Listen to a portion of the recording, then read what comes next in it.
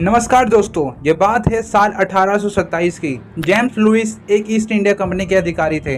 2 साल इंडिया को एक्सप्लोर करने के बाद 1829 में जब वे पंजाब पहुंचते हैं तो उन्हें वहां पर प्राचीन दीवारें और खंडर मिलते हैं। जेम्स जो भी देखते हैं उसे डॉक्यूमेंट करते हैं। जेम्स के द्वारा बनाई गई कुछ ड्राइंग्स आप स्क्रीन पर देख सकते हैं। इसके करीब 100 साल बाद 1920 में जब जॉन मार्शल को ASI का डायरेक्ट अपॉइंट किया जाता है, तब पता चलता है ये सिविलाइजेशन करीब 5000 साल पुरानी है। क्योंकि ये सिविलाइजेशन इंदुस नदी के किनारे पर बनी थी, इसीलिए इसे नाम दिया जाता है इंदुस वैली सिविलाइजेशन। और आज 2024 में इस सिविलाइजेशन के बारे में स्कूलों में पढ़ाया जाता है। फिर भी 2 बड़े रहस्य अभी भी बाकी हैं। पहला तो कि उनकी भाषा, किस भाषा में वे लोग बात किया करते थे, और दूसरी उनकी सिविलाइजेशन का अंत कैसे हुआ। आइए जानते हैं इस वीडियो में। The Harappan civilization, one of the oldest in the world, is said to have thrived along the banks of river Indus from around 5000 BC to 1000 BC. So far, the findings at the burial site are consistent with its pre-urban Harappan status. The fragment of a shell bangle collected from the Khatia cemetery and tested at Physical Research Laboratory in Ahmedabad. Since 2018, a multidisciplinary international team of archaeologists have discovered 500 graves and excavated 197 of those here. But deep below the site holds the key to an enduring mystery. Indus Valley civilisation दोस्तों एक brown as civilisation थी, यानी यहाँ के लोग tin और तांबा मिलाकर कासा बनाते थे, जिसका यूज बर्तन, औजार और नॉर्मल की ज्वेलरीज बनाने के लिए किया जाता था। ये सिविलाइजेशन आज के समय में पाकिस्तान, अफगानिस्तान और नॉर्थ वेस्ट इंडिया में लोकेट करती है। अगर बात करें इसकी हिस्ट्री की, तो इस सिविलाइजेशन के सबसे पुराने रिकॉर्ड ईस्ट इंडिया कंपनी के अधिकारी चार्ल्स मेसन की book narrative of various journeys in Balochistan, Afghanistan and the Punjab में मिलते हैं, जो इन्होंने 1842 में लिखी थी। कॉमनली माना जाता है कि मेसोपोटामिया वर्ल्ड की ओल्डेस्ट सिविलाइजेशन है, लेकिन साल 2016 में IIT खड़गपुर और ASI ने आर्कियोलॉजिकल डेटिंग टेक्निक से पता लगाया कि एक्चुअली IVC यानी इंडस वैली सिविलाइजेशन करीब 8000 साल पुरानी है। हरियाणा में मिले कुछ एविडेंस बताते हैं कि हड़प्पा में फार्मिंग सेटलमेंट की शुरुआत करीब 7000 साल पहले हुई थी। आर्कियोलॉजिस्ट का कहना है हड़प्पा में अर्बनाइजेशन की शुरुआत करीब 5500 BC में हुई थी। इसीलिए 7000 BC से 5500 BC का जो समय है उसे प्री हड़प्पन फेज कहा जाता है। और जब पूरी दुनिया में बार्बरिज्म का दौर चल रहा था, तब इंडस सिविलाइजेशन अपने ग्रोथ पर काम कर रही थी। ये वे सिविलाइजेशन थी जिसने सीधे तौर पर कॉलोनिज्म जैसी बड़ी विचारधाराओं को चैलेंज किया। ये वे विचारधाराएं थीं जो हमें बताती रही कि वेस्ट ही हमेशा से डेवलप्ड है और ईस्ट हमेशा से गुलाम रहा है, और ईस्ट के इतिहास में गर्व करने वाली कोई बात नहीं। इससे जन्म हुआ व्हाइट मैन बर्डन नाम की कॉन्सेप्ट का, जिसके बिहाफ पर ब्रिटिशर्स करीब 200 साल तक हम पे राज करते रहे। और वेस्ट का ये घमंड तब टूट गया जब 19th सेंचुरी में अलेक्जेंडर कनिंघम ने ASI के थ्रू कई आर्कियोलॉजिकल खोजें की, जिसमें सारनाथ, सांची के स्तूप और महाबोधि टेम्पल जैसी ग्रेट डिस्कवरी शामिल हैं। अब शुरुआत होती है 1829 में, जब जेम्स मैसिम हड़प्पा के खंडरों की खोज करते हैं और ईंटों के कुछ नमूने उस समय के गवर्नर लॉर्ड एमिस्टर को दिखाते हैं। पर यहाँ ध्यान देने वाली बात यह है कि लॉर्ड एमिस्टर जानते थे कि इंडिया में इतनी बड़ी आर्कियोलॉजिकल डिस्कवरी सीधे तौर पर व्हाइट मैन बर्डन कॉन्सेप्ट को चैलेंज करेगी और इंडियंस में देशभक्ति की भावना को बढ़ाएगी। इसीलिए लॉर्ड एमिस्टर सीधे तौर पर इसे रिजेक्ट कर देते हैं। अब 16 अप्रैल 1853 में जब भारत में पहली रेलवे लाइन का काम शुरू होता है, इससे करीब 3 साल बाद 1856 में लाहौर से कराची के बीच रेलवे लाइन का काम इंजीनियर अलेक्जेंडर कनिंघम को दिया जाता है। और कनिंघम अपने 2 जूनियर्स जेम्स और विलियम, जिन्हें हम ब्रिटेन बंधु के नाम से जानते हैं, 1856 में कुछ पक्की ईंटों को डिस्कवर करते हैं। और खुदाई के बाद कनिंघम समझ जाते हैं कि उन्होंने पूरी सिविलाइजेशन को खोज निकाला है। और अलेक्जेंडर कनिंघम ये बात उस समय के गवर्नर लॉर्ड कैलिन को बताते हैं। पर इसी के कुछ महीनों बाद 1857 में भारत का फर्स्ट फ्रीडम मूवमेंट शुरू हो जाता है। इस वजह से कैलिन इस बात पर ज्यादा ध्यान नहीं देते हैं।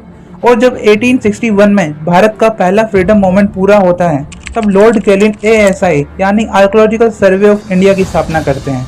क्योंकि इन सब का प्रस्ताव सबसे पहले कनिंघम ने दिया था, इसीलिए कनिंघम को इसका फाउंडर बना दिया जाता है। अब क्योंकि कनिंघम इंजीनियर थे और उनके पास हिस्ट्री का ज्यादा तजुर्बा नहीं था, इसीलिए कनिंघम को लगता है ये खंडर भारत की किसी रिलीजियस कम्युनिटी का हिस्सा रहे होंगे।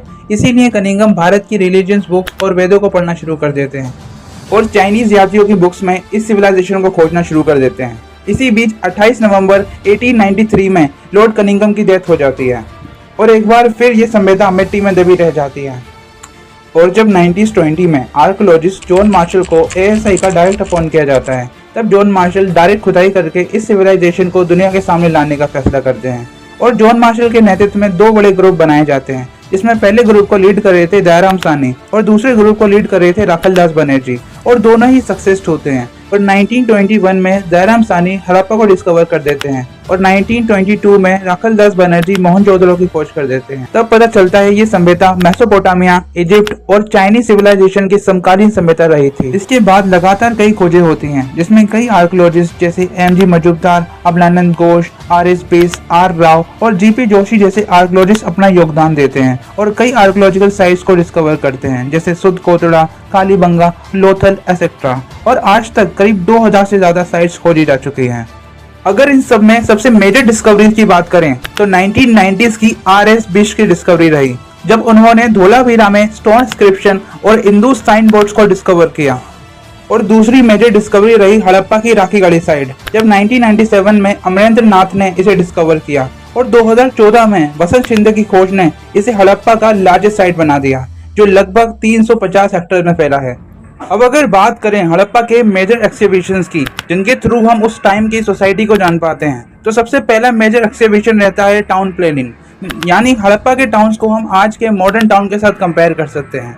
ये अपने में बड़ी दिलचस्प बात है कि आईवीसी ने करीब 4000 साल पहले ऐसे मॉडर्न टाउन्स को स्टैब्लिश किया था, जहां मोस्टली वेस्ट में एक किला होता था जिसे दीवारों से घेरा गया था। ये आमतौर पर अमीरों के लिए हुआ करता था और यहाँ पर सारे इम्पोर्टेंट प्लेस हुआ करते थे, जैसे मार्केट, वर्कशॉप, और आमतौर पर लोग व्यापार करने और एक दूसरे से मिलने यहाँ आया करते थे। और ईस्ट में छोटे ईंटों से बने घर हुआ करते थे, जो शायद कॉमन लोगों के लिए थे। इन्हें भी दीवारों से घेरा गया था। दीवारों को बनाने का मेन पर्पस था शहरों को जानवरों और फ्लड से दूर रखना, यानी कभी नदी में फ्लड आए भी तो मेन किले को ज्यादा नुकसान ना हो। टाउन प्लानिंग हड़प्पा के स्ट्राटिफिकेशन को दिखाता है, यानी समाज में स्टेटस और पावर के आधार पर डिवीजन हड़प्पा के टाइम से रहा था, पर उस समय ये डिवीजन कास्ट या रिलीजन पर बेस नहीं था। टाउन प्लानिंग का अगला ब्रिलियंट फीचर रहा वहाँ का ग्राइड सिस्टम, जहाँ आज भी हम हाई टेक्नोलॉजी के साथ वेल प्रिपेयर्ड टाउन के लिए संघर्ष कर रहे हैं। वही 4000 साल पहले आईवीसी ग्राइड सिस्टम के चौंकाने वाले नमूने पेश करती है।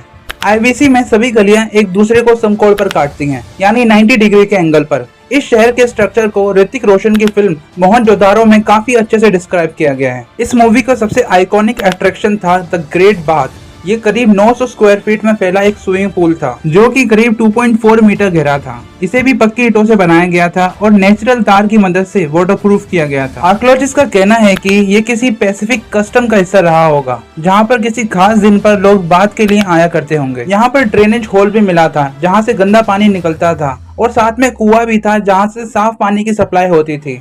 अगर बात करें ओवरऑल सिविलाइजेशन की, तो करीब 700 कुएं खोजे जा चुके हैं। अब एक बहुत बड़ा डिफरेंस जो हड़प्पा को उसकी समकालीन सिविलाइजेशन से अलग करता है, इंडस वैली सिविलाइजेशन में अभी तक कोई भी मंदिर, मस्जिद या कोई महल नहीं मिला और ना ही राजा के होने के कोई सबूत मिले हैं। इसका मतलब यह है कि इस सिविलाइजेशन में ना तो कोई राजा था और ना ही कोई प्रीस्ट और ना ही कोई आर्मी। ऐसा लगता है मानो हड़प्पा सिविलाइजेशन के लोग बहुत ही मॉडर्न थे और बहुत ही खुशी से पीसफुली रहा करते थे। अब सबसे बड़ा सवाल आता है, आखिर ये सभ्यता खत्म कैसे हुई? आर्कियोलॉजिकल रिकॉर्ड्स बताते हैं कि 1900 बीसी से 1300 बीसी तक अचानक से इस सिविलाइजेशन की ग्रोथ में कमी आने लगी। टाउन प्लानिंग पर ज्यादा ध्यान नहीं दिया गया था, ड्रेनेज सिस्टम को भी ठीक से मैनेज नहीं किया जा रहा था, और जितने भी ट्रेड लिंक्स थे सब टूट चुके थे। कोई नहीं जानता एक्चुअली आखिर हुआ क्या था। कुछ आर्कियोलॉजिकल थ्योरीज बताई जाती हैं कि जिस नदी के आधार पर यह सिविलाइजेशन बनाई गई थी, उस नदी ने या तो अपना रुख बदल लिया या फिर वे सूख गई, जिस वजह से लोगों ने माइग्रेट किया और वे गंगा के पास के इलाकों में जाके बस गई। और दूसरी थ्योरी कहती है कि कोई भयानक बीमारी आई होगी जिसने पूरी पॉपुलेशन को खत्म कर दिया। और तीसरा सबसे इम्पोर्टेंट रीजन जो जॉन मार्शल द्वारा बताया जाता है, यानी जिस नदी के आधार पर सिविलाइजेशन बनी थी उसमें बाढ़ आई होगी जिससे पूरी सिविलाइजेशन खत्म हो गई, जो कि मोहनजोदड़ो फिल्म में बहुत ही हिस्टोरिकल तरीके से दिखाया गया है। अब इनमें से कारण चाहे कोई भी रहा हो, एक बात जो आज हम जानते हैं कि 600 बीसी के बाद ये सिविलाइजेशन पूरी तरह से खत्म हो गई।